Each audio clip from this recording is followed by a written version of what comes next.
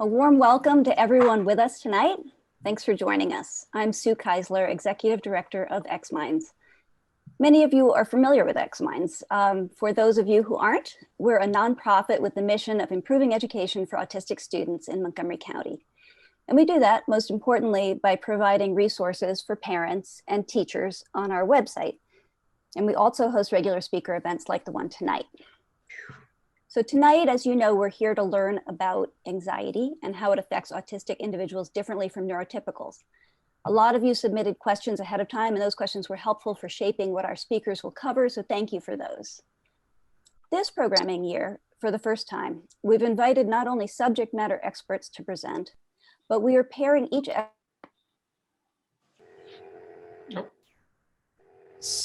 Sue, I apologize. You got muted somehow, so there you go. Okay.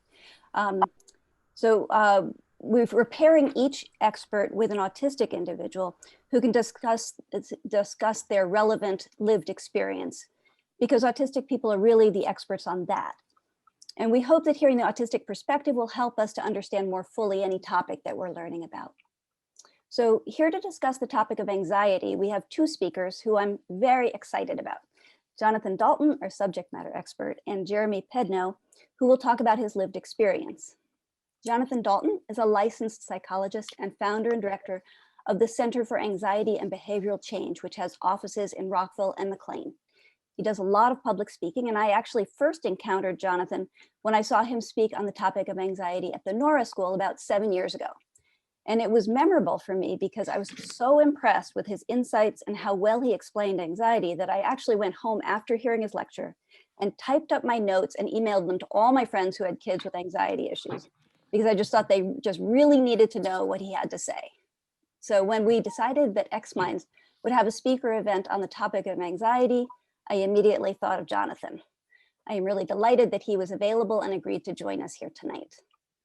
And as for our second speaker, who will talk about some of his experiences with anxiety as a young man on the autism spectrum, we have Jeremy Pedno. I had the pleasure of getting to know Jeremy only recently in the course of preparing for tonight's presentation. But I do want to mention that Jeremy actually has a long-standing and important connection to XMinds. His mother, Becky Pedno, was one of the original 5 parents who started XMinds in 2009, inspired in part by the challenges that Jeremy was having in MCPS. I'm really happy to see things come full circle with Jeremy now being a speaker for XMinds tonight. Okay, I'm going to just quickly let you know the schedule for tonight's program. Jonathan and Jeremy will introduce themselves and give their presentation. And then around 8 o'clock, we'll switch to questions from the audience.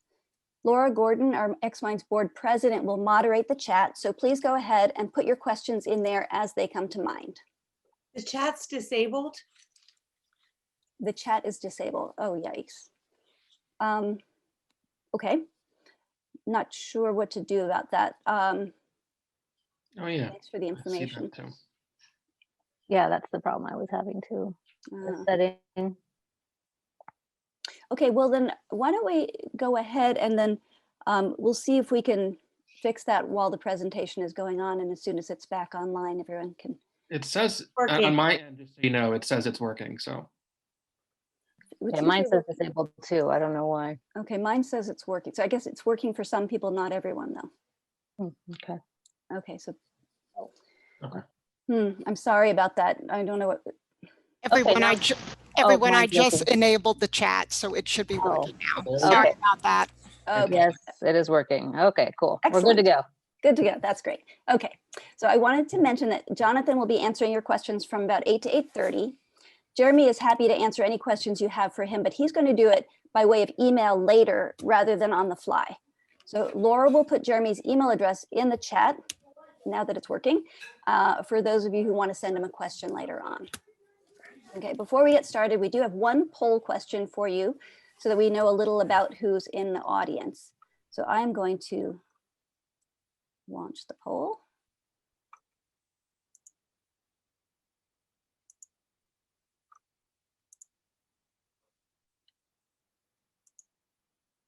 Is everyone seeing the poll? Okay, so we want to know basically what your reason is for attending, if you're a family member, professional, And so while you're answering that, I just wanted to mention that we are recording tonight's presentation. I will post the link to the recording on our website tomorrow. And I've also sent an email, follow-up email to everyone with that link, and also a list of resources that Jonathan Dalton will be providing. Okay, so I think everyone has finished. Okay, so we'll share the results. So it looks like we have 80% household family members, and then 17% supporting students in school, 9% supporting students outside of school as professionals, and 9% on the spectrum. Okay, we have a better idea of who's in the audience now, so it's heavily weighted towards family members. Okay. Okay. Okay, so that's good for us to know. So I think we'll just move on now, and we're very grateful to Jonathan and Jeremy for being here tonight, and I will turn it over to you, Jonathan. Okay, well, thank you so much, Sue. It's so wonderful to be here. Been looking forward to this all week. Can everybody hear me okay? Just making sure things working. Okay, so briefly I'll introduce myself, and then I'll give Jeremy a moment to introduce himself. I'm a psychologist. I specialize in treating anxiety disorders in kids and teens. It's my great passion. I love it for many, many reasons, which I'll get to as we're talking here. But I also work with many kids who are on the spectrum and teenagers, and clearly there is a large overlap between anxiety and ASD in the community. So I think this is a very important topic, and I'm absolutely thrilled to be co-presenting with Jeremy. I love the idea of having someone with a lived experience of ASD be able to speak to the experience from a unique point of view that I think will add a tremendous texture and importance to, it will be really important for everyone to hear what Jeremy has to say. So Jeremy, why don't you go ahead and introduce yourself now, and then I'll start showing my slides. Hello, my name is Jeremy Pedno, and I'm 28 years old. And obviously I am on the high functioning end of the autism spectrum. At the moment, I am still at home with my parents, but I hope to eventually move out as soon as I get establish a full-time job. One of my biggest interests right now is tuning and repairing pianos, and I also recently found a second interest in creating ductwork for an HVAC system through a recent volunteer job. But I'm also skilled at drawing and cartooning. Some of my other talents include playing the piano, and I'm also like language and astronomy, and I've also had hosts of others miscellaneous interests as well. I keep up with the NFL, and I've created spreadsheets on the seasons, so I'm very detail oriented. Before the pandemic, I enjoyed bowling with a coworker of my dad, and I also attended church sermons in person, and I miss that. But while I'm at home during the pandemic, I'll refurbish this baby grand I have at home, and occasionally I'll play a little Minecraft or other miscellaneous activities. And being on the spectrum, I had a very dynamic primary education. I've been to at least like 5 different schools over the course of the time, from Laytonsville Elementary, Diamond Farm, or back when I was there was Diamond Elementary, Montgomery Village Middle School, Gaithersburg High School, which was the worst of it. And then I finished off at the Harbor School, where I graduated in 2010. College was not as dynamic. I went to Montgomery College to get an associate's degree in mechanical engineering. And then I continued that field at the University of Maryland, Baltimore County, and obtained a Bachelor of Science just this past May. At the moment, I have worked part-time for Rick Jones Pianos in Beltsville as a piano tuner, and I volunteer at James A. Wheat and Sons, which is an HVAC and plumbing company in Gaithersburg. I enjoy tuning pianos for Rick Jones and have tuned a big variety of them. I've been keeping a log. Some of my biggest challenges at the company were mostly social aspects, such as like typical, such as knowing when to talk and when not to talk, observing body language, arguments, punctuality, and etc. Because what got me to this job, because I played the piano, I wanted to have an acoustic piano with all hammers and strings. I knew it was expensive to tune them, so I thought, why don't I learn how to tune it myself? It didn't take long before I developed a passion for it, and eventually led me to meeting Rick. So I enjoy tuning. I now have my own little line of clients. Anyway, I'm very kind and caring. I'm really good with children. I enjoy seeing people. Like I'm friendly to pretty much anyone I meet along the street. Anyone that if it weren't for my autism, I feel like maybe I might be able to get along with a lot more people. And I think if they can look past the autism, I think they find that I'm that I'm a pleasant person to be around. So that's a little bit about me. That's great, Jeremy. And I know that you're right, that if people got to know you, they would see all of those wonderful characteristics. I mean, obviously I need to Skipped work it, on my, right? have to work on the social aspect of it. Okay. Well, thank you so much for that, Jeremy. And you are the star of the show tonight, so we're really looking forward to hearing I what suppose. you have to say. You're the one doing the presentation. So how about speaking of the presentation, let me share my slides with you guys and see if I can get that to work the way it will. Okay, can everybody see that okay? Great, okay. So as we're doing this, I know that Sue was talking about I'll be answering questions for the last half an hour, and while that's absolutely true, I also love my talks to be conversational to some extent. And if people have specific questions about the content that I'm talking about as we're talking about it, and you want to ask a follow-up question about that in real time, please go ahead and do that. When we use Zoom, I can't see the chat room and see my slides at the same time, so there'll be somebody who'll be moderating the chat room and can read questions as they come up. So feel free to put those in to ask specific questions about what I'm talking about as we're going through it. Although I think that for Jeremy, we're going to refrain from asking questions in real time because I know that he's worked hard to prepare some thoughts for today.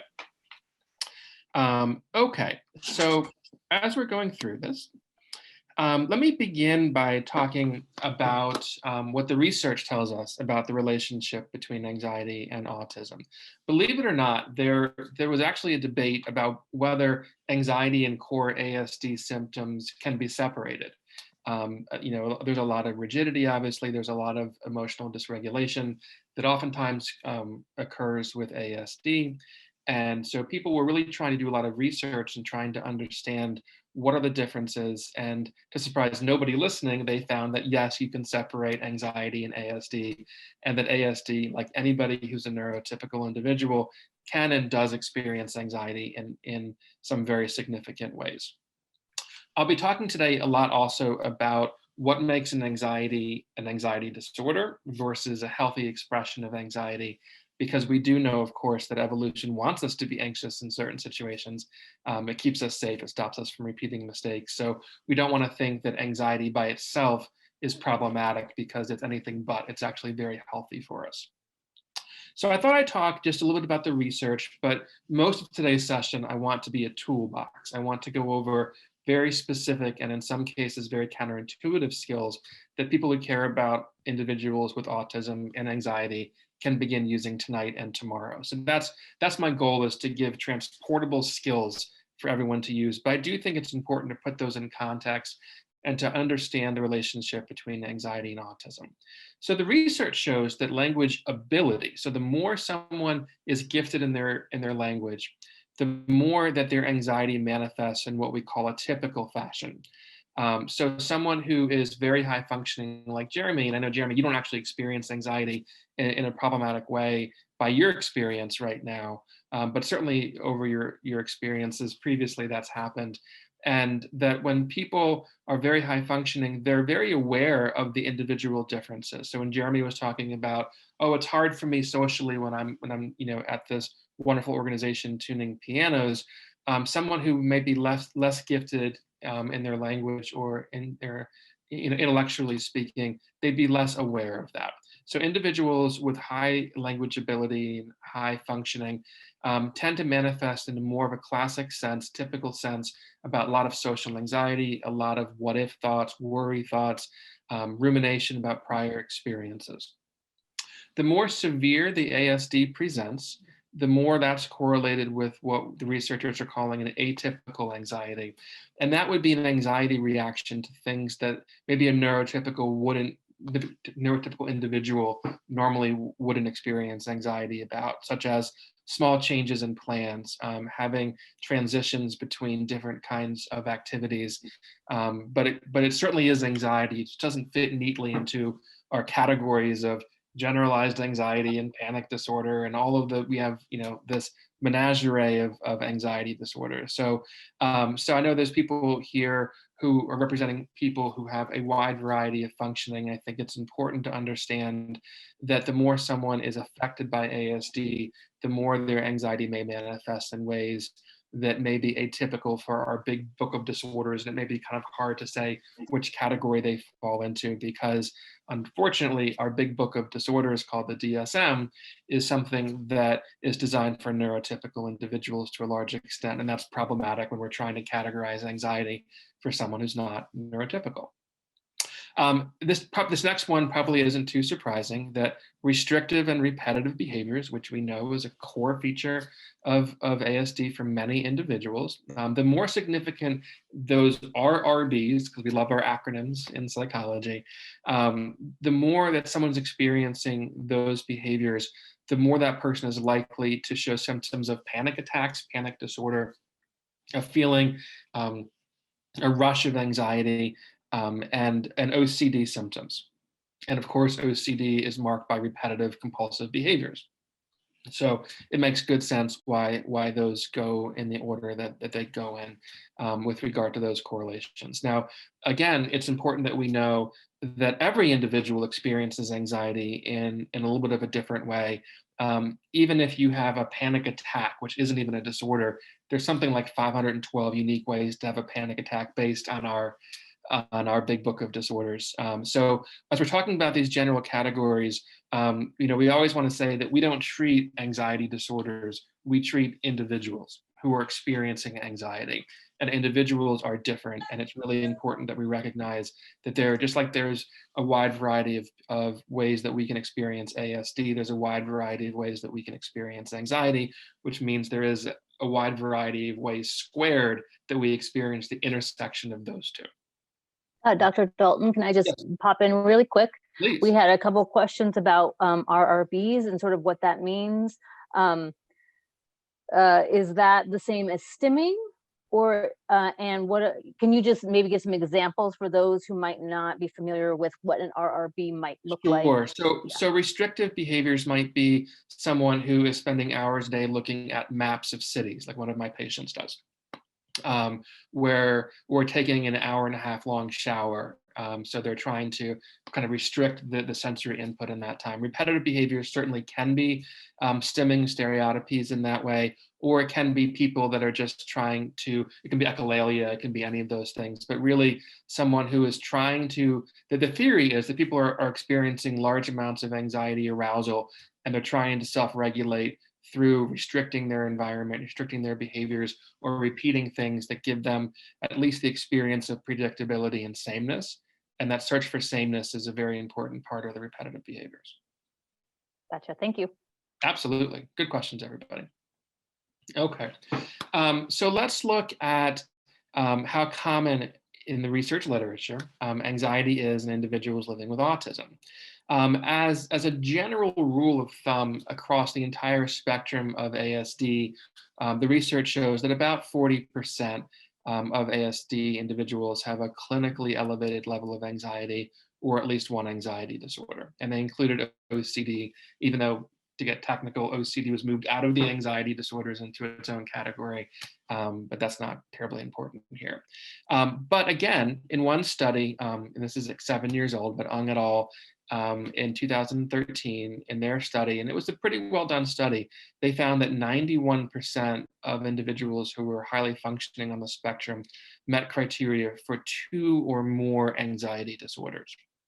And so talking with individuals who care for people with ASD, I think that's not a shocking number, because it's hard enough to live in this world for all of us, especially right now. And when someone has the unique challenges of feeling like they're living on the wrong planet, like everyone else got a rule book that they missed, that is a stressful situation to be in. And so it makes good sense why individuals would be much more at risk for anxiety if they're experiencing ASD and trying to find a path through life while better understanding themselves and their place in the world. Okay, so this is, in other words, a very, very significant common problem for individuals on the spectrum to be dealing with anxiety in a disordered fashion. So that's just something that, and as I, evidenced by the number of people who signed up for this presentation, I think that speaks to the importance of this topic for you guys as well.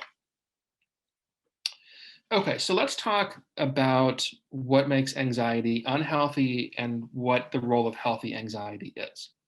So evolution wants us to avoid things that make us sick, hurt, or scared. That's what it does. So when we're anxious, that is alerting us to the potential of danger. It's orienting us to what we call threat cues, and that's very important for us and for our safety. Our ancestors who didn't have that ability or that tendency didn't pass their genes on as often. So we're left with these vestiges of the past where we want to be anxious when we're in real danger.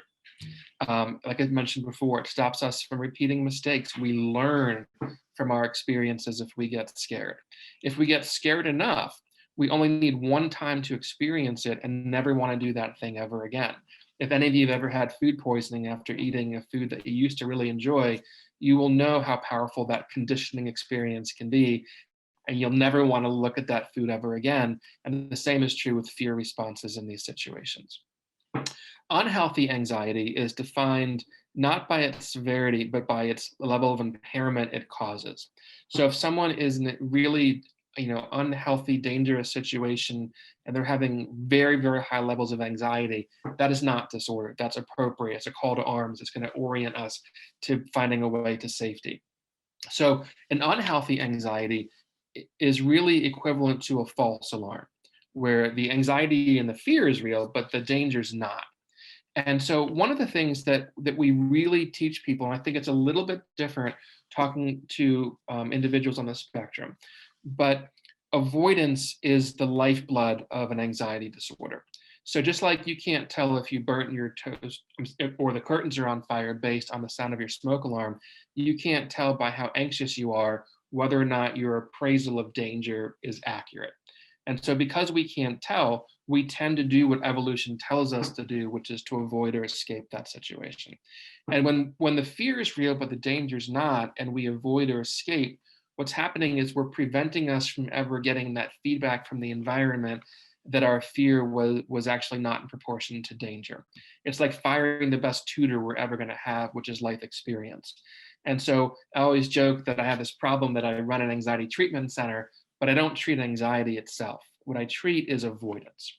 Now, when it comes to ASD, I think that the equations are a little bit different. So for anyone who's neurotypical, when we deal with an anxiety response, it's all about lowering family accommodation. It's about not giving the anxiety room to grow. It's about loving firmness. It's about helping them to confront their fear in a safe, healthy fashion.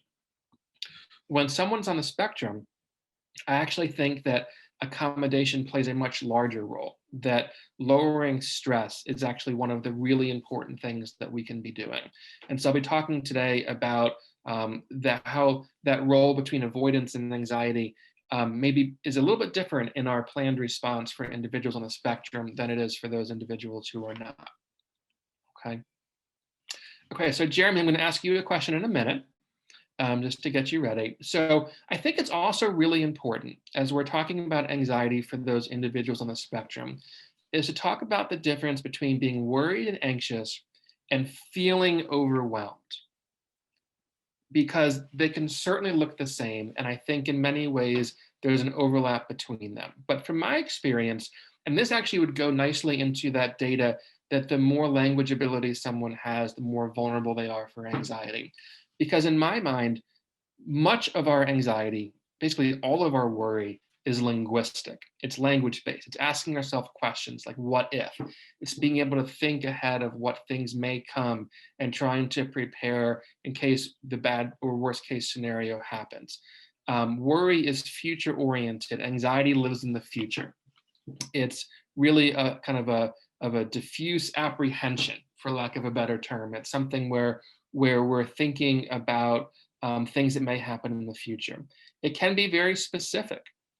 So I was working with individuals who have very specific phobias. So I worked with a young man with ASD, and he had a terrible fear of tornadoes.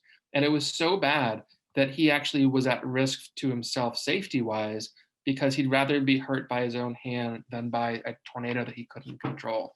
And he required some lengthy hospitalizations. Thank goodness he's doing marvelously right now. He's one of my favorite people. So it can be very specific about things in the future that may happen. And anxiety, I think, is less impairing in the moment. When we're feeling anxiety, we can intellectualize it. We can think about ideas from our own perspective in that way. Whereas being overwhelmed or feeling overwhelmed is feeling based. When someone feels that way, they're talking about the emotional experience of being overwhelmed right now in this moment. And when we're talking about being overwhelmed, yes, it can be tied to sensory input. It can be tied to cognitive overload with too many choices that we're facing on an assignment, or even choosing what to have for lunch. It's much more present focused. Right now, the alarm's going off. I am overwhelmed.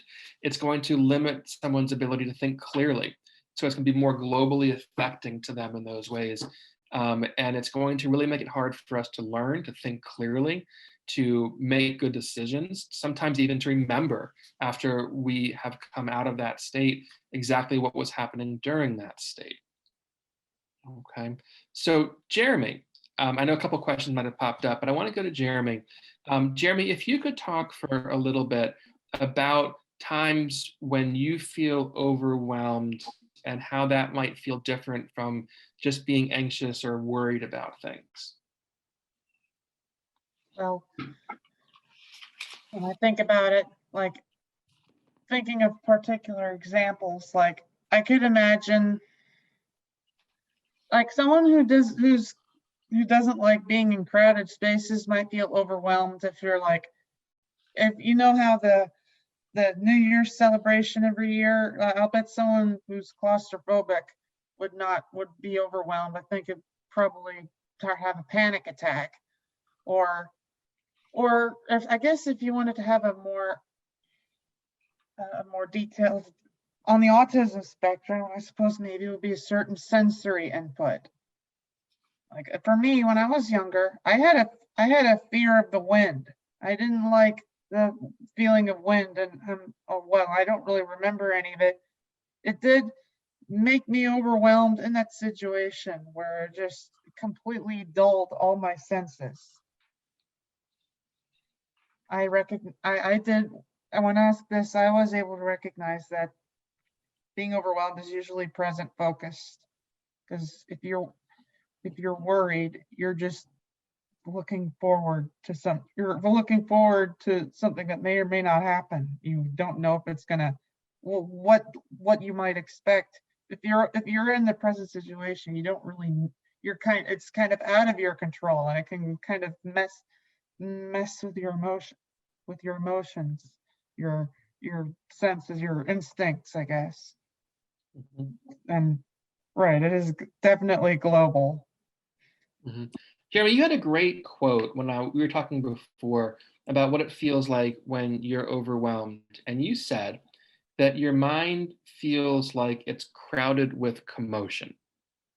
Emotion.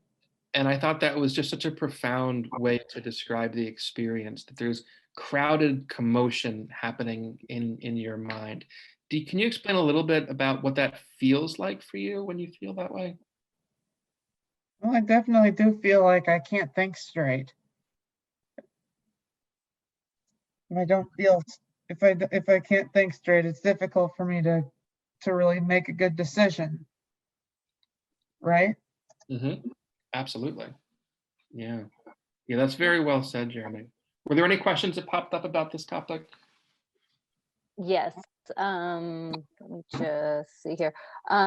Someone asked if panic disorder and anxiety attacks fall within that overwhelmed category. Like, how is that? Would that be considered being overwhelmed if you're having a panic attack? Yes, it would. Classic panic attacks, or so panic. Yes. So panic attacks can happen to any individual, whether or not they have an anxiety disorder, and it can be associated with any of the anxiety disorders. Panic disorder is when people are really fearful of having another episode of panic in the future, and they're overwhelmed with kind of this anticipatory fear of it happening.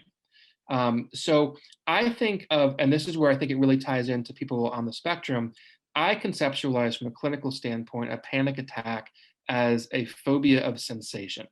Someone's having a body focused experience. It can be heart racing, dizzy, lightheaded, chills, flushing, feeling as if things aren't real. It could be to having racing thoughts, a wide variety of different things. And then people oftentimes will interpret those symptoms catastrophically. And so panic is the ultimate mountaintop of anxiety. People really are incapable of being more scared than they are during a panic attack. And so, yes, I think that absolutely crosses the threshold from worry and just anxiety into present, moment being overwhelmed, because panic is oftentimes interpreted as a direct threat to health or safety in the present moment. Good question. All right, and then just one other question that's more data-based. Is there a typical age range or when can parents say, hey, I think this is anxiety, or I think this is OCD in their kid? Can their kid be 2 years old? Should their kid, is there 15? Sort of, what is the So we thought treat there? kids from wearing diapers, and we see people in their 80s. The research shows that of all the categories of mental health disorders that are not something that you're born with, like ASD, that anxiety disorders have the earliest age of onset. So the median age is 11, which means that if any individual during their lifetime is going to have an anxiety disorder, half will have it before their 11th birthday. Scary again in neurotypical, just to show you the society that we're living in, just broadly speaking, that 38% of all girls will have an anxiety disorder before their 18th birthday, and 26% of boys will. And about 8% will have a severe disorder that gets in the way of their daily functioning. And tragically, only about less than 1/3 get any care for their anxiety disorder. And that's neurotypicals? That's neurotypical. For anxiety in ASD, I think that it's going to be showing its head when, I know people are diagnosed at different ages too. So very oftentimes we look at looking backward to people who are diagnosed later as having ADHD plus when they're younger, of having a lot of anxiety, adjusting to situations, having meltdowns, not having parents be really confused by what was going on. Why are these tantrums so long? Why are they so upset over a small deal? And so I think that getting people help for anxiety sooner the better, because these skills are things that we can build on, and we can prevent at least some of the impairment that we see later by intervening sooner. And is OCD sort of, when we say anxiety, can we interchange it with OCD, or is that a completely separate thing?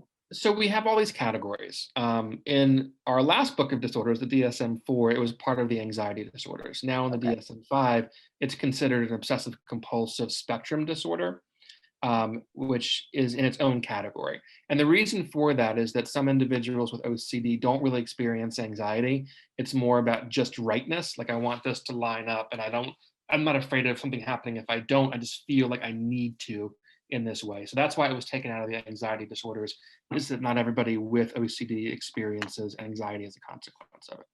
Gotcha. Thank you. Okay, good questions, everybody. Okay, so this quote is from a patient that I used to work with, and I still do a little bit. He was just diagnosed on Tuesday with ASD.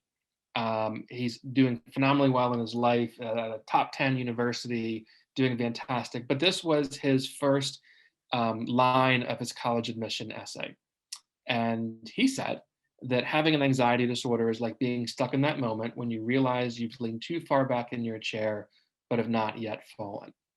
I think it's really important to learn from the individuals we work with, and they teach me at least as much as I ever teach them. And so I want to kind of put that out there just to relate to the experience itself of having this chronically high level of anxious arousal, and how hard it is to think of much else except for that in that moment of experience. So I think it's really important, again, just to kind of acknowledge how significant this can be. And we're talking about kids here, and kids aren't just kids, they're also students. And so just thinking for a minute of what it must feel like to be trying to learn, to process, to retain new information in an environment where we're experiencing a high level of anxious arousal. This is the way that I explain it, right? Imagine trying to learn calculus right now, or trying to learn how to conjugate a verb in a new language, or basically anything at this point. This is a screen capture from a video it's actually fun to watch. She's there on purpose, believe it or not. No one's making her be there. And they say, okay, 3, 2, 1, jump. And she tries like 3 times, but her legs won't cooperate. And then the 4th time, she actually jumps and she lives. And it's actually kind of a fun video. But she's choosing to be there. It's really important that we understand that when someone is experiencing pathological levels of anxiety, whether they're on the spectrum or not, but I think especially if you're on the spectrum, you're not going to be able to process and retain information, which means learning in that environment is going to be next to impossible. But so is going to be listening to a parent saying, look at me when you're talking to me, or giving them cues. They're going to feel very overwhelmed in that moment because their brain's in the wrong gear. Their working memory capacity is not accessible right now. For those of you who don't know working memory capacity, if I ask you for your phone number and you give it to me, that's long-term memory. If I give you mine, ask for it back shortly, that's short-term memory. If I ask you for your number backwards, that's working memory. And it's very much affected by anxiety and really hard to use and manipulate information in our head when we're in an anxious state. Okay, and I think that people who are on the spectrum, I couldn't find research, but anecdotally, I find that people on the spectrum go from 0 to 60 a lot more quickly. That it's not a light flip switch, but it can be close to that sometimes. And so something that might seem for somebody else to be not a big deal can be a very big deal for them, and it can confuse those people who don't really understand ASD or how to help people on the spectrum. Okay, and that means educators and professionals and everybody else included. And I know that, Jeremy, when we talk about school accommodations, you'll have a lot to say about the importance of having people who understand autism to work with students who have autism.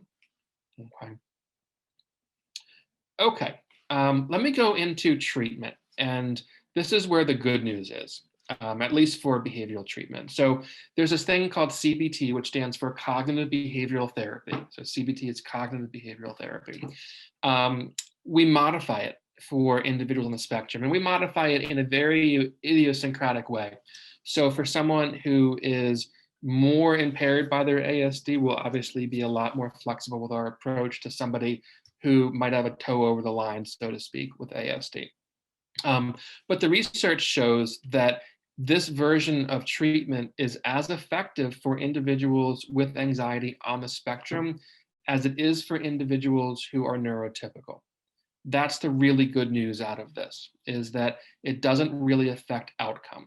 Now, the data isn't as prodigious when it comes, there's not enough studies done. And so it's categorized right now, and again, we like all these terms, a probably efficacious treatment, which means that, yeah, we haven't conducted enough randomized clinical trials to make sure this is working, but all the evidence shows that it is. That's the good news. And I'll be talking about how we modify it in a minute. Medication, actually, I was doing some research for this presentation, and this kind of took my breath away, that the pharmacology for anxiety in individuals with ASD, there is not enough data. And so technically speaking, medicating someone on the spectrum for anxiety is considered experimental. That's where the state of the field is right now, simply because there's not enough data. And it's frankly hard because it's a spectrum disorder. And so that's part of the issue too, is that the way that we medicate someone who's nonverbal, who is very strongly impaired, might be very different for someone who had what we used to call Asperger's or PDD. So that's where we are with that. And then again, part of what we do here is that we look to accommodate. We work with schools to reduce stress. We're talking about that role. And we'll be talking about that balancing act between accommodating ASD and anxiety and enabling avoidance, which is something that we don't want to do when we can avoid it. And we'll talk about how to know the difference between those. Are there any questions just pop up? Yeah, we've got a few. I I feel like, you know, we're gonna get some of the same ones, but someone had asked sort of, you sort of talked about the modified CBT and how it's more difficult, you know, with the toe over the line. And maybe you're getting to this. What about you know, those who are self-aware enough to know that CBT is trying to help them with their anxiety, but then that makes them anxious, and so they don't want to engage in cognitive behavioral therapy. Could you talk about that just a little bit? Yeah, so that's part and parcel of what we work with all the time, and not just for Okay. individuals on the spectrum. We often begin our sessions out in the parking lot back before COVID, because these kids are masters of avoidance, and so the art of this is how do we instill hope for them, and how do we teach them that we're moving at a pace comfortable for them, and they're the ones in charge of it. The two pillars of anxiety are uncertainty and lack of control. And so we want to educate them about what to expect, what it's not going to look like, which is also really important because people can envision pretty scary things in their mind. And then talking about the fact that they're going to have control over the process. And then we also work with parents to help them to facilitate the entrance into treatment and some counterintuitive skills for that. Okay. Okay, let me move along. Okay, so let's talk about what we say about treatment. Sorry, I already mentioned that. Okay, avoidance and fear are teammates with an asterisk because avoidance can be healthy for somebody. So what I want to talk about is what do we know scientifically about how to reduce anxiety and how do we modify that specifically? So there's this concept that's called exposure therapy. And if you're looking for help, whether it's an individual on the spectrum or not, who's experiencing really impairing levels of anxiety, you want to look for specialists in anxiety because non-specialists often get this part wrong. And so what that means, we want to arm them with skills. We also want to teach them that they can do things that they don't think that they can do. So if someone's afraid of driving over this bridge, for instance, this is the Bay Bridge going to the Eastern Shore, it's a common fear in this area. If you cross over the bridge and you're at like a 9 out of 10 level of anxiety and you finally cross over the bridge after 6 minutes, you're gonna have a giant exhale. And then you're gonna begin thinking, oh my goodness, I have to do it again. And you're not weakening the association between the bridge and fear by driving over it, you're strengthening it. Because we learn by pairing things together. And so if you're on the bridge and you're a 9, you're pairing the bridge with a level of anxiety that's problematic.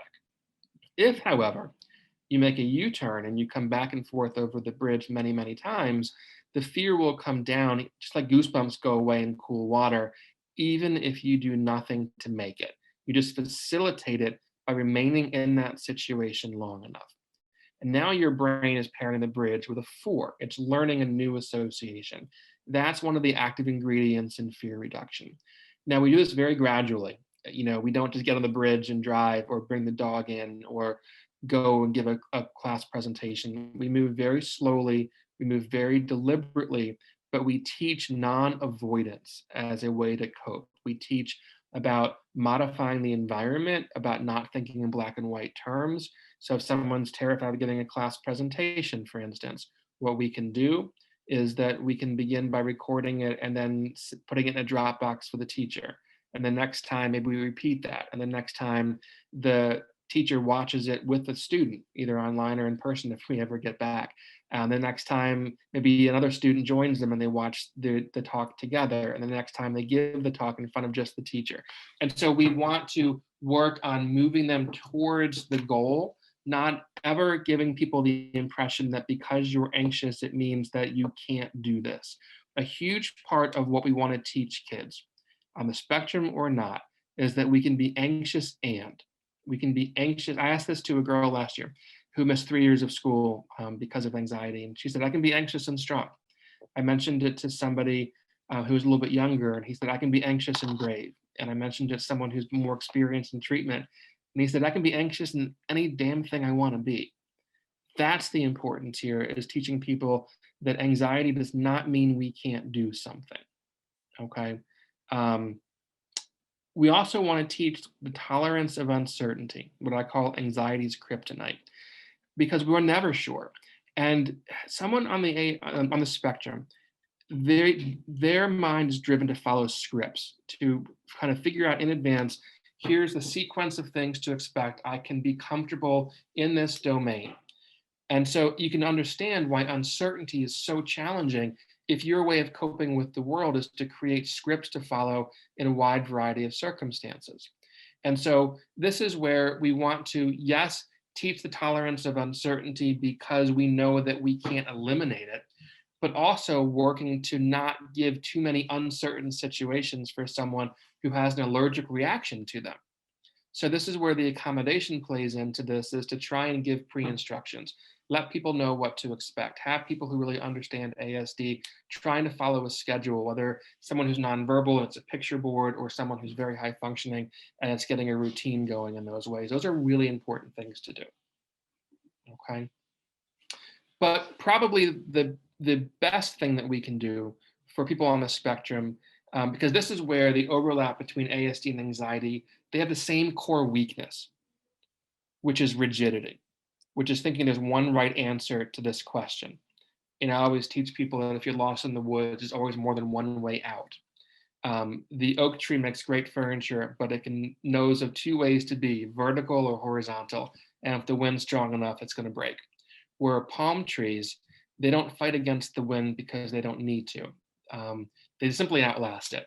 And so we want to teach people to deal with anxiety the same way that a palm tree deals with the wind, to not fight against it, but also teaching the core skills of flexibility. One of my colleagues is beginning a super flex group for kids elementary school age, to teach them an evidence-based curriculum about the importance of flexibility, and how there's a villain who's telling them there's one way to be and it's rigid, and the rock is rigid, but the rock can get stuck because it can't bend, you know. And so I think that this core skill of prioritizing flexibility, and people always ask, well, how do you get someone to be more flexible? And I say it's a trick question, and it's a one-word answer: practice. And so we begin by practicing. So in my office, I'll have the kids stand up and be a rusty robot, or they're totally stiff, or an oak tree, and then their legs are together, and I'll say, okay, don't bend at all. And I'll kind of push them gently onto the couch, and they'll fall over and they'll realize they couldn't bend at all, so they fell. Then I'll ask them to be a palm tree. Wherever I touch, they bend that part of it. And what we find is that when they're bendy, they don't fall. And so just like you can get more flexible with your body by trying to touch your toes, whether or not you're touching your toes in that moment, if you're trying to, you're stretching. And we can stretch our brains in even a better way, because our brains are more malleable with neuroplasticity than our bodies are, which means that if we're stretching, trying to think of different perspectives, different ways of thinking about things, to realize our first thought is just that. It's our first thought. It's the one first in line. And just like the kid who raises his hand first in class doesn't always have the right answer, our first thought isn't always the accurate one. In fact, it's often not, because we haven't stopped to think about it. And so being able to think of, well, what's another explanation for this situation? What's another way I can approach this situation? What's a different problem-solving stance that I can take? And practicing and practicing and practicing that over and over and over again, just like practicing stretching can give you more ability to touch your toes. Okay, were there questions about those? We do have some questions, but I think in the interest of time, Let's keep we moving might along. need to just Okay. move forward, and then we'll come back to it because I want to make sure Jeremy gets to talk about his experience. Absolutely, absolutely. Okay. So we want to talk about rigidity. So there was this video I watched where this guy was stuck in the Arctic on purpose for a video thing, and he was trying to build an igloo before it got cold. And he was building a very slow, ugly igloo. It was worse than the one here on the right. And he came to the camera and said, I was trained in igloo construction, and I could have built this really good one, but I would have had to work so hard, I would have gotten sweaty. And if I gotten sweaty, my clothes would get wet. I would crawl into that perfect igloo and I would freeze. So we want to teach people not perfectionism and rigidity about one way to build an igloo or one way to solve a problem, but rather optimalism. And what does that look like? It means that we can be flexible again, that we can see that there's a variability in what we can do in different situations, that there's more than one right answer, that failure is only just feedback for us in that given situation. So the more we can practice, again, that core concept of flexibility, of perspective taking, I think that's really, really important. It's important to teach people that our thoughts are really important. In fact, they're the window through which our emotions see the world. So how we think about things will directly affect how we feel.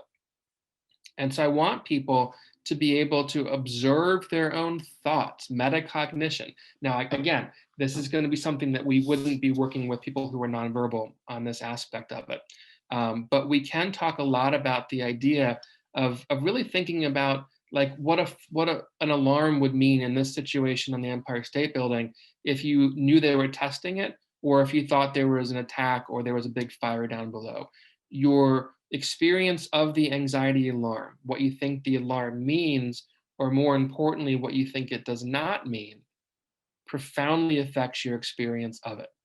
And so having people be able to accept their anxiety, to be strong enough to sit with it, to know that they are strong enough to cope with it and not avoid, and choosing to think about it from a different point of view and seeing what it means and doesn't mean is critical. In other words, to have the behind the scenes footage of your scary thoughts and to not believe they're more important than they are. Okay. This next slide I think is important, self-coaching. So when people are on the spectrum and they're feeling anxious, just telling themselves things like, I can think about this from a different point of view. I'm stronger than my fear. I can be flexible right now. I can do it while I'm anxious. It's okay to be anxious right now. Doesn't mean I'm doing anything wrong. Being able to self-coach in these moments, I think, is really, really important. But maybe more important is this concept called self-efficacy. And let me explain what that term means. It's a big fancy name. I'll explain it to you in simple terms. There's this beautiful bird here, an eagle, right, on this branch. Well, if that bird looks over and sees a small crack in the branch, is it not anxious because it can think of all the reasons why the branch is unlikely to break? Or is it not anxious because it knows it can fly? Trying to find reasons to not be afraid or to think of why the bad outcome is not going to happen is self-reassurance. Knowing you can fly is self-efficacy.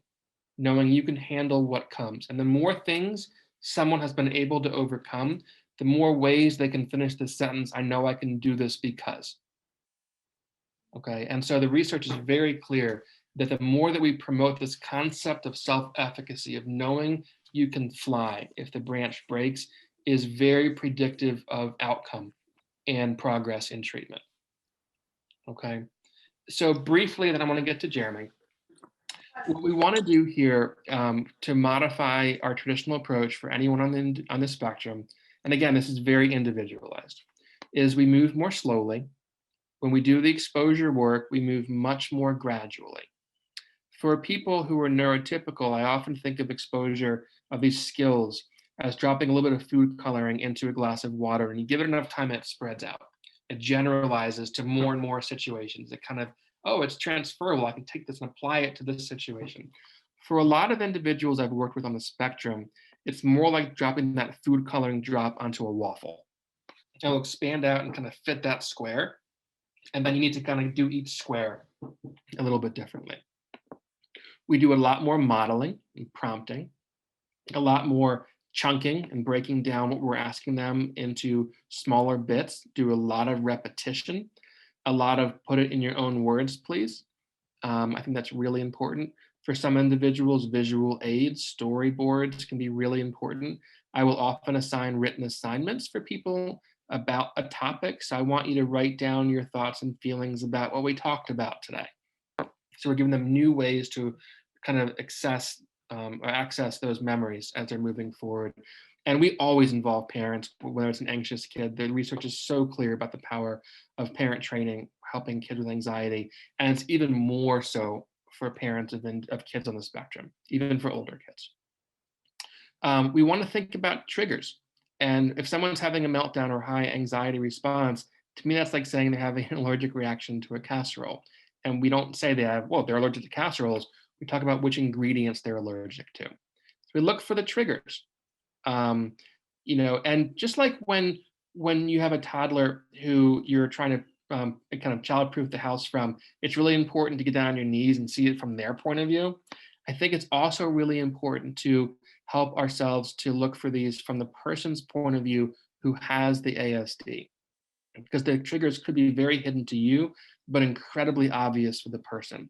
And so if someone's drinking out of a can of soda from a cooler and they usually love that drink, but now they're having a huge reaction to it, well, you know what? Maybe that's actually really cold in there, and they're used to having it not be so cold.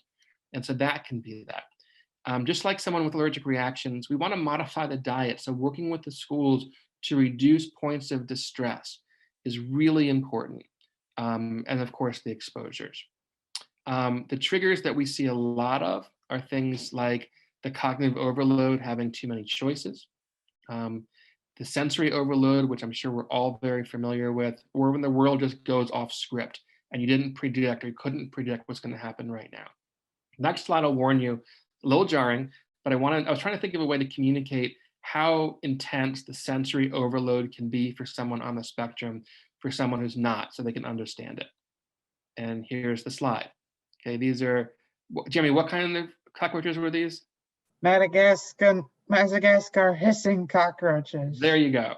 And they can't hurt you. But imagine someone's trying to talk to you and give you information and you're that poor lady. Imagine how you couldn't think of anything else other than trying to get this sensory input to go away. How powerful that must be. She's too preoccupied with the cockroaches crawling all over her face. Absolutely. I mean, if you got used to it, I'm sure you could talk to them about it, but an inexperienced person would probably be just not know what to do. Yeah, and so our goal here isn't to just have them get used to cockroaches. Our goal is to, well, how do we not have to have cockroaches in our lives, right? What is our metaphorical cockroach? Yes, absolutely. And so that's where we deviate a little bit, is that if something is that sensory for them, like for me, I'll tell you, I'm not on the spectrum, but I can't stand raw cotton. Ugh, it gives me the chills. I can't deal with it. So my kids are always making fun of me when I say, hey, take this out of this medicine cabinet. I can't get this new pill out of this Tylenol out of this thing. So we help them to modify their environment. This one, I think you guys know of what anxiety can look like. It wears disguises. Let's go through, in the interest of time, let's go through school accommodations.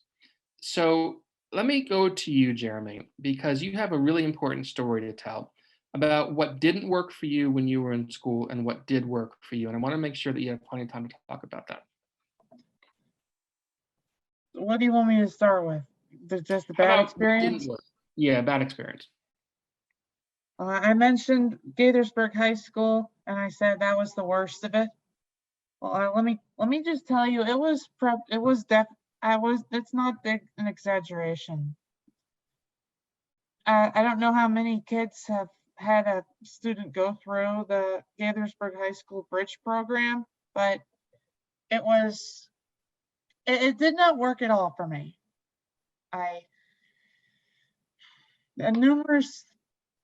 Let's see. The Bridge program had a contract system. I don't know if they still have it now, but when I went there, they had a contract system. It was kind of behavioral based, and like if you had a certain number of successful days, you gained a level, and the higher your level, you got more privileges. And if you had a certain number of unsuccessful days, it would eventually result in you dropping a level. And first off, that in itself can be stressful. But that was just one aspect of the stressful nature, because there was another part of it that was perhaps was a lot worse than that.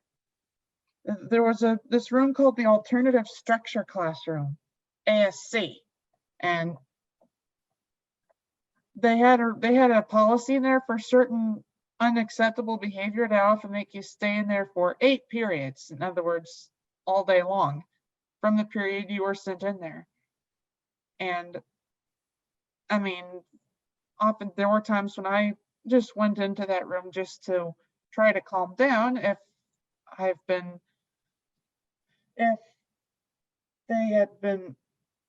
was stressed about something, if I was upset, I had a lot of anxiety, and I would go into that room. All I wanted was to just be in that room of isolation for as long as I needed to until I felt better.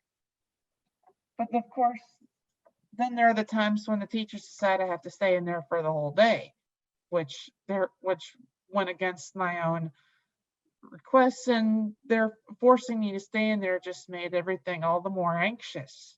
It just exacerbated the situation. It just made my anxiety even worse. I get the feeling that I would have enjoyed summer camp that year a lot more if it hadn't been for the experiences there. I mean, I think there were times when my meltdowns would get so badly, I think they've restrained me on at least one occasion. And they've threatened to have me arrested, I think. I get the feeling they didn't really know anything about my situation and what would make me better. But I would say that was the worst. And I'm not the only one. I knew of a couple friends who had experiences just as bad as mine. Well, my mom managed to get me out of there after a month or two before the end of the semester. And after the next year, I went to the Harbor School at Baltimore, and it was probably one of the best experiences that I had. They had a similar room, but it had a bunch of therapeutic equipment in there that you could kind of, like stimulants, things you can use to, it was like things to calm you down, specifically made to help calm you down if you're stressed. And they didn't penalize you, or at least not in the sense of a level system. I mean, there was still a payroll system, and I never liked that all that much, but it wasn't anything like the contract system. It was immensely better than that. I mean, I think this accommodations, they let me go at my own pace, and I think by the time I left and graduated, I had recovered a lot from it. I mean, I don't think I've really had a breakdown for maybe probably 5 years now, or at least 5 years. I don't remember exactly, but I mean, there was there were only like 1 or 2 instances at Montgomery College. I don't think I really had any serious incident at UMBC. It helped me out a lot. And I think accommodations at UMBC helped, because there were times when I think if they weren't accommodating, and I probably would have had a lot of unfinished exams at that school, because I often take longer to complete them. And Can you talk for a minute, Jeremy, about your automatic controls professor? And yeah, I figured, you wanted me to mention that. Mentioning the unfinished exams part was one particular example I think is probably the best. It was just last year, actually. I took automatic controls, and spring 2019, I believe. Yeah, spring 2019. I think that was the only time the class was available. And well, anyway, at the end of the year, during finals week, I got the dates messed up. I thought that the final exam was going to be Tuesday of the finals week when it was really the previous Thursday. So I ended up missing the final exam time. However, I had gained enough of my controls professor knew me well enough. I had participated well enough. I went to his office hours regularly, so he knew who I was, and he knew that I was doing well in the course. And when I went into his office and explained what happened, he understood, and he was able to make an I mean, I already had accommodations for double time on my exams, but he was able to accommodate a makeup time just because it was just a minor error on my part. So he was able to get me into the time of his dynamics final. And he even staying later to let me finish.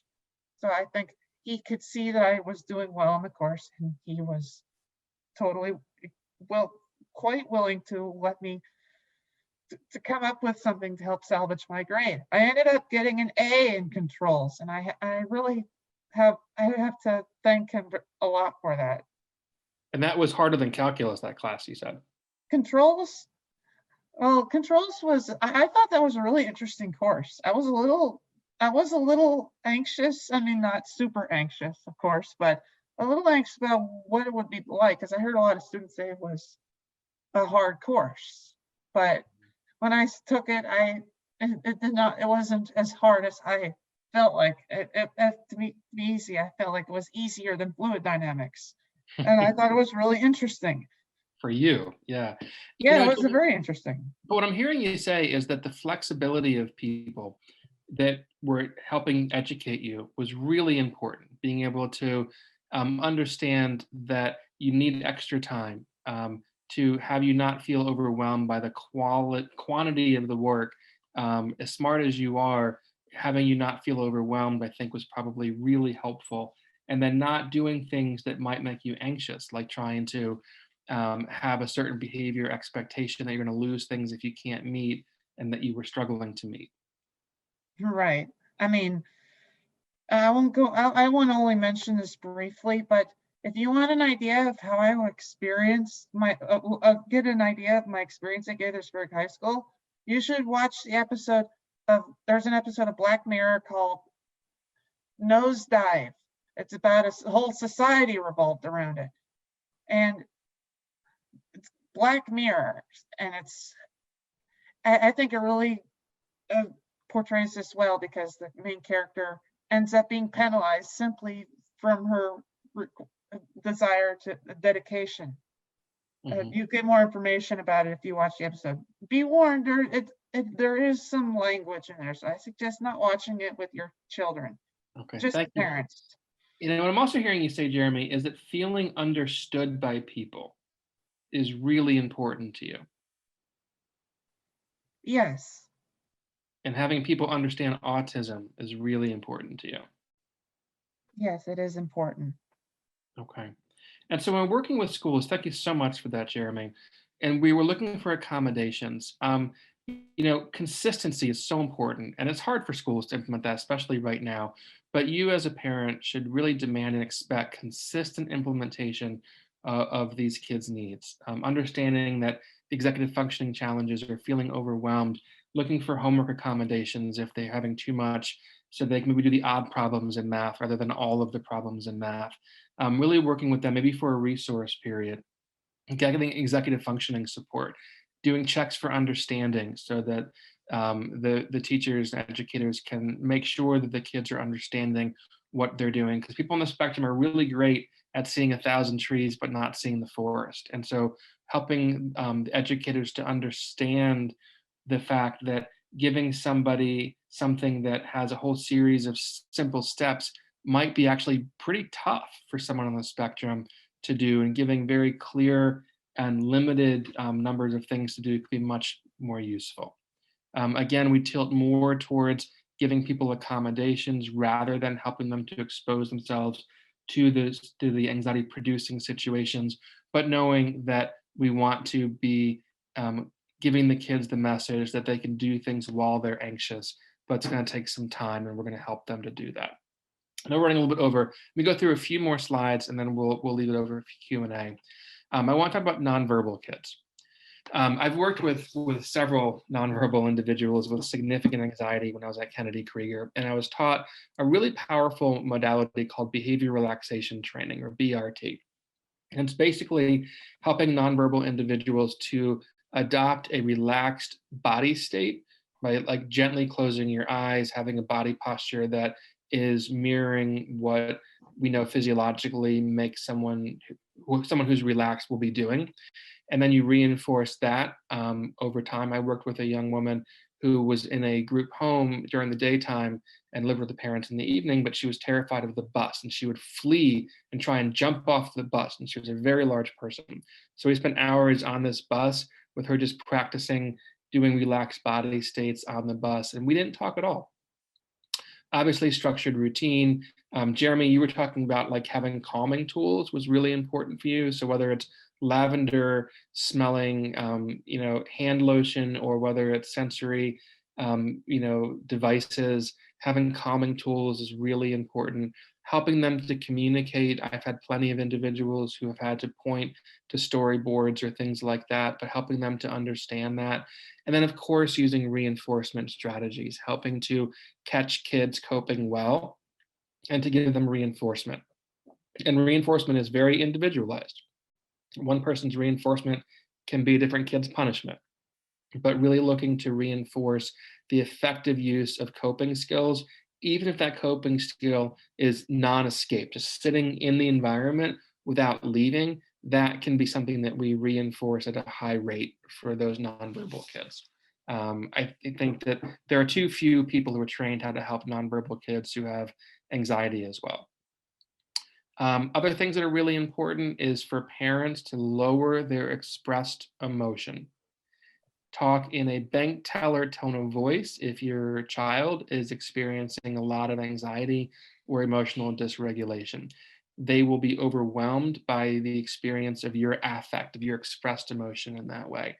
One of the most powerful tools we have is a concept called watering the seeds, not the weeds. So you want to use your attention and whatever tangible rewards you might be using and catching kids coping in an effective way and not giving them nearly as much attention and trying to limit the payoff for having anxiety symptoms.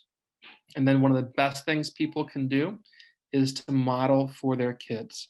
So if there's something that you're uncomfortable with, being able to model for them that you can be uncomfortable and still do it. And then over time, the discomfort will lessen. Okay, a couple more slides. I want you to think of your child's anxiety as a dog begging for food. Only it's not begging for food, it's begging for attention, and it's begging for avoidance. Now, if my dog is begging for food at the table, it might be tempting to say, okay, here's a big piece of my steak, now go away and never beg again. But we know intuitively that's not going to work. That the dog will go away briefly and then come back, and not only come back, but come back barking and begging more. And so we do not want to have anxiety pay off if we can avoid it. We want to prevent it before it happens, and we want to reinforce effective coping responses, whatever that may be for the child. But we don't, as much as we can avoid it, we don't want to say, okay, you're anxious, so therefore you don't have to, or therefore I'm going to help soothe you and calm you in those ways. I mean, if they're obviously in the middle of a meltdown or they're in danger, of course. Safety trumps everything else. But if we reinforce anxiety, we're feeding the dog and hoping it stops begging for food. Okay. Again, modeling. If you're terrified to fly and you want a trip to Hawaii and you're over the ocean in a really turbulent area, and the flight attendant says, everyone remain calm. The wings are very firmly attached. We're going to be just fine. Just stay in your seats. It's going to be fine. Well, imagine that same scenario, but this time she says, ma'am, would you like tea or coffee with your lunch? One is offering reassurance, which validates the need to ask for it and teaches your child to seek your proximity as a way of coping. The other one is modeling non-anxious arousal, and it's much more powerful. And then of course, just like you wouldn't give them the answer for a math problem, you wouldn't say the answer is 12. Well, why wouldn't you? They get the answer right. Well, of course you wouldn't, because they wouldn't learn how to solve the problem. And so depending on the individual's level is to help them to cope, not cope for them. So asking them, what can you tell yourself when you feel this way? Or what can you do to calm down right now is a great way to help them to pair their emotional and anxious arousal with a search for appropriate coping skills. And as I mentioned, use your attention, use reinforcement to water the things that you want to see grow, and don't water the things that you want to see wither. And if you do that long enough, the seeds will grow and the weeds will wither. Okay. This is me. If people have questions that they want to email me afterwards, I will say that I'm very busy right now with a lot of need in the community, but I'd be happy to get back to you when I'm able to. And with that, I know we're a little bit late getting started and I can certainly go over, but I'd love to welcome questions. I know there's probably a bunch at this point. So, Dr. Dalton, if we could go back to the slide that you had about presentations, only because we had quite a few chat questions about how do I know if it's anxiety in my child, and maybe go back to, I think you had a slide on what anxiety might look like. Yes, absolutely. Let me find that one.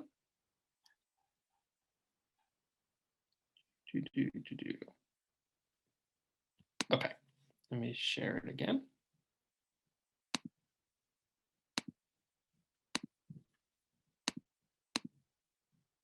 Okay, here we go. So stimming is a self-regulation technique. And so if you're seeing increased stimming, there's a pretty good chance that there is anxiety rising. For a lot of individuals on the spectrum, I think of it like a fire that's behind the walls. So you can't see it, but it's growing the whole time. And so suddenly it's going to erupt. And for the person in the room, it's going to feel like it was out of the blue. Suddenly the wall was on fire, when in reality, it was happening. It was just wasn't being noticed behind the wall. And so looking for increased stimming, certainly anger, refusal, non-compliance.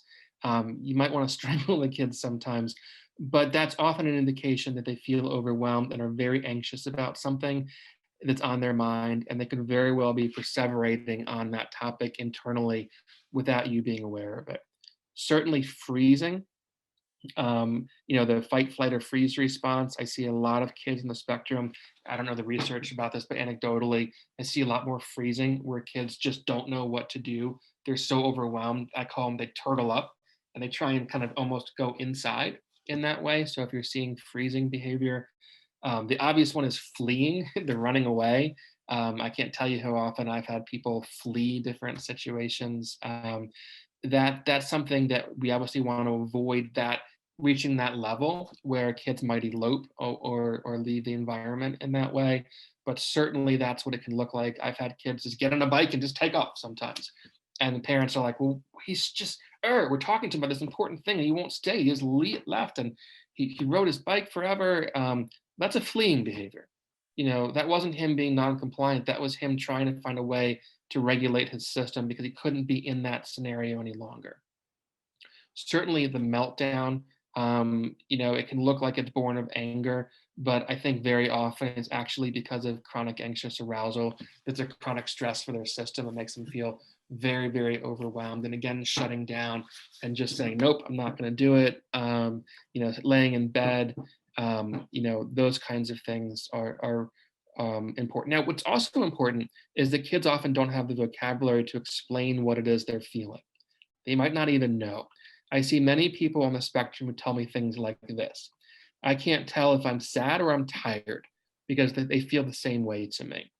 Other kids tell me, I don't know, when you say you feel an emotion, what do you mean? Because for me, sadness means feeling pressure behind my eyes. So a lot of kids will kind of translate their emotional states into physiological states, and they have a hard time understanding the nuance of emotion. And so they might not be able to even have the slightest idea they're feeling anxious about something. They just know they don't want to be in this situation anymore. So we did get more than one question, which I found it made me feel better because my son experiences this too, is the repetitive questioning. Mm-hmm. up until recently, I just thought, well, that's just who he is. It's what he does. It's part of his stimming. It's part of his processing. And it wasn't until within the last year or two that I realized that it's probably related to anxiety. And I don't know, what's your take on that? It's not like we have, I can't see inside his head to know that for sure, but that's sort of my observations. What has been your experience with the repetitive questions? I think it can be one of two things. It certainly can be anxiety and emotional regulation based, especially if someone's asking about something that's going to happen in the future. For some people, it could also be just habitual, that just like stimming is sometimes done out of boredom or because someone's used to doing it in a given situation. So I think it can be born of either. If they're asking for clarification, they want to hear the same thing over and over again. In my mind, it's kind of the same reasons why younger kids want to hear the same story over and over again, because it's comforting. The repetition, the routine is comforting. And so for a lot of people, it may not be a response to anxiety exactly, but it may be a search for sameness, and it may be a search for just feeling less out of control when they can predict what someone's going to say when they ask the question in that way. And so along those same lines, we're getting, there's a ton of questions in the chat. You have all these great ideas about what we can do. And you talked about CBT and some of the other strategies. A lot of parents simply can't get to the point where they get their kids to try the strategies. The implementation of all these great strategies is a challenge. For example, if you talked about cognitive behavioral therapy, when I try to think of my own child, he's 12, and most of what comes out of he's very verbal, but most of what comes out of his mouth is in a stim form, echolalia. So for me, I'm thinking cognitive behavioral therapy, how would this work? Like, I don't see how, you know what I mean? Can you talk about sort of, does it really work for all, you know what I mean? It's a hard thing for many parents to picture for their children. It's a great question. It needs to be tailored. So let me give you an example. I worked with a young man who doesn't have autism, but it was similar. It was Fragile X syndrome, and he presented very autistic. And he had agoraphobia, and he hadn't left his home, even like put a foot out of the door, literally, in over 5 years. And the mom lived with him, and she had to sell the house before too long, so this was a big issue. And they had brought people in, and they had tried to do traditional CBT exposure, like he liked New York, and he loved Broadway, and so they were showing him pictures of Broadway and trying to get him, to go out there. When I went out, we played Connect Four with me outside of the sliding glass door and him on the inside, and fist bumps and high five and playing music and having a great time together. And then when it was time for him to kind of break the plane of the house, I was thinking, okay, geez, now I was trying to get my kids to take showers when they were little. How did I get them to like get in the water stream? Oh, we played the hokey pokey. So we're going to play the hokey pokey, and we're going to stick our arm out, and we're going to use that with high fives and praise and all kinds of stuff. And it was so much fun. This gentleman was one of my favorite kids. And within 3 weeks, the kid was out of the house. Not a kid, but he was out of the house, driving around with his mom and me in the back seat. And I think it's about tailoring it to each person's needs. We got into the office before COVID, and I was so proud of this guy. And we went around and met the people, and they gave him high fives for being in the office for the first time. And we had a little party for him. He loved Beyonce, so we played Beyonce and had a dance party. I think so much of this is meeting them where they are, and making it very individually tailored. And knowing that we're treating an individual, we're not treating a disorder. We have to know them. We have to meet them where they are in that place. So with that gentleman, did I do a lot of thought challenges and metacognition? No, because that was not where he was. We did game playing, and we did backdoor therapy, where he was doing things where he wasn't even aware of what he was doing. And all of a sudden, like, mama's tears going down saying, I can't believe you left the house. He's like, oh, I did? And he didn't even notice at first because he was so focused on what we were doing for hokey pokey stuff. So I think that's, again, where the CBT modifications play such an important role, is if you try and do some rigid manualized treatment, you're going to fail miserably. It has to be something where they are. And a lot of this is parent training. It's about lowering accommodation when you can, about preventing meltdowns when you're able to. It's about building skills through modeling and reinforcement. It's about consistency of application. There's a whole lot that goes on here. And I've worked with kids who, were in diapers and they're 15 years old, and we know that these principles work. The reinforcement systems work. And thankfully, the research bears that out, that these kids can be treated effectively. Thank goodness for that.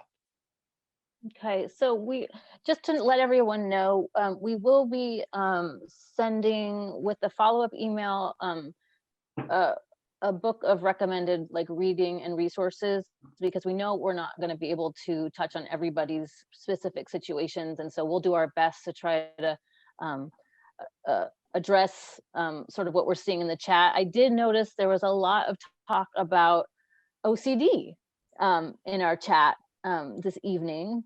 And again, just from a personal standpoint, it never occurred to me to think of OCD in terms of what my child is experiencing or doing.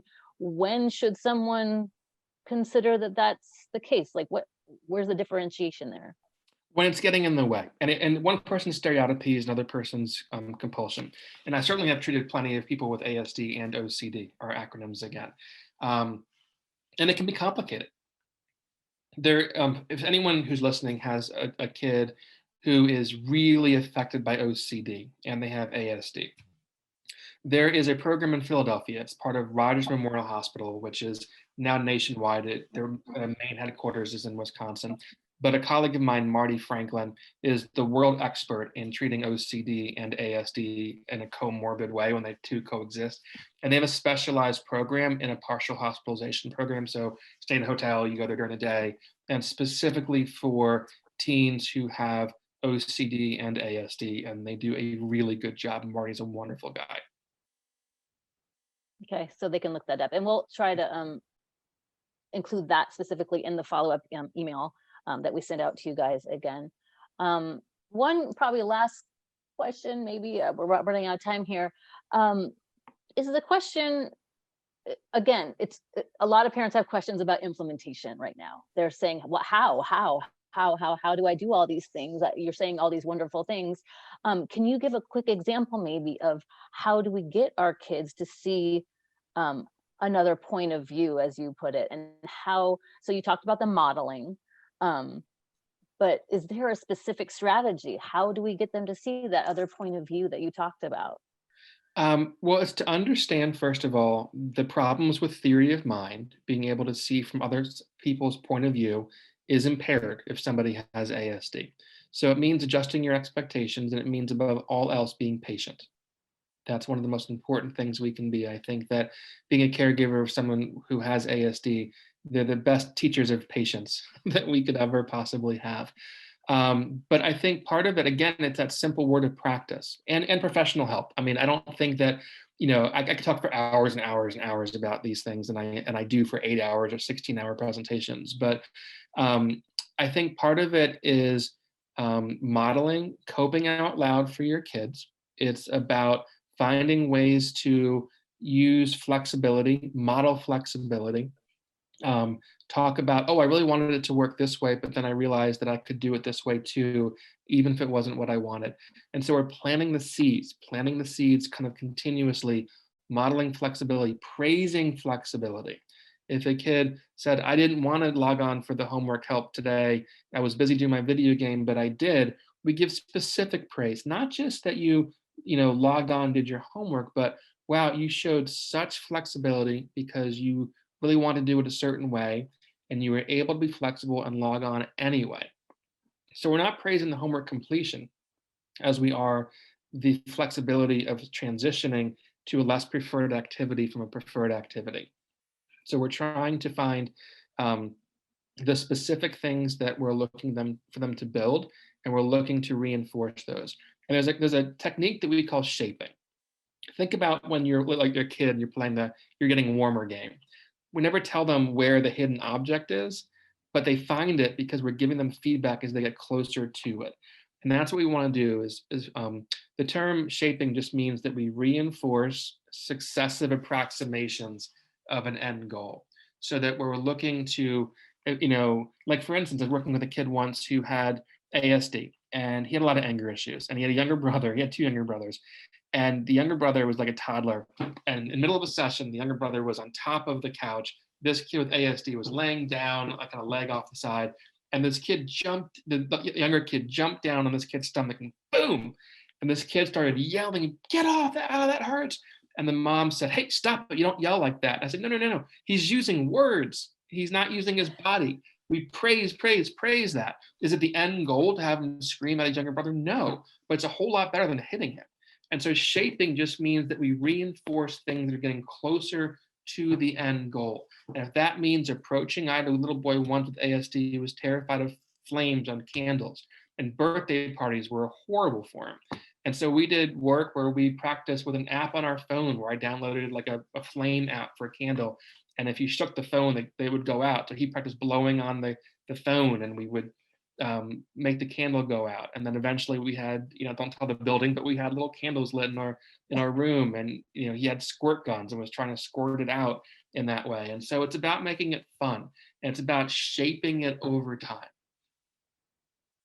Okay, so just to remind everybody, we will do our best to, we didn't get to a lot of the questions in the chat, we're out of time, but I'm saving the chat, so I will review sort of what is in there and see if we can tailor the resource list that we follow up with the follow-up email to all of you. So we'll do our best. I also pasted in the chat the feedback form link. If you can copy and paste that, or even just go to it now. We want to know your thoughts on tonight's webinar.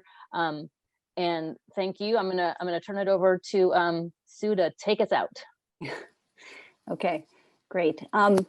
Okay, so thank you, first of all, Jonathan and Jeremy, for joining us tonight and giving us all your, you know, the benefit of your experience and your insights. Has been terrific. I think we could have gone on for another hour at least and addressed a lot more questions, and I'm sorry we didn't have more time. So I also, just to everyone who participated today, I want to thank you for joining us and let you know that we have these speaker events really every month, pretty much during the school year. And so our next one will be January 13th. There it is on the screen.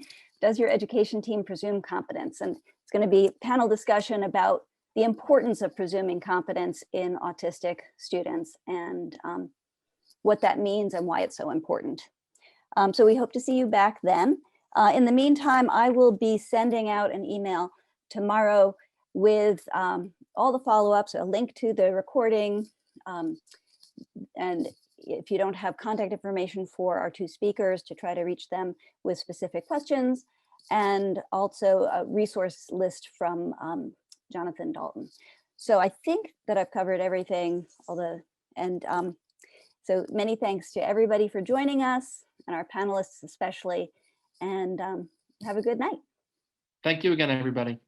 Thanks, Dr. Dalton. Thanks, Jeremy. No problem.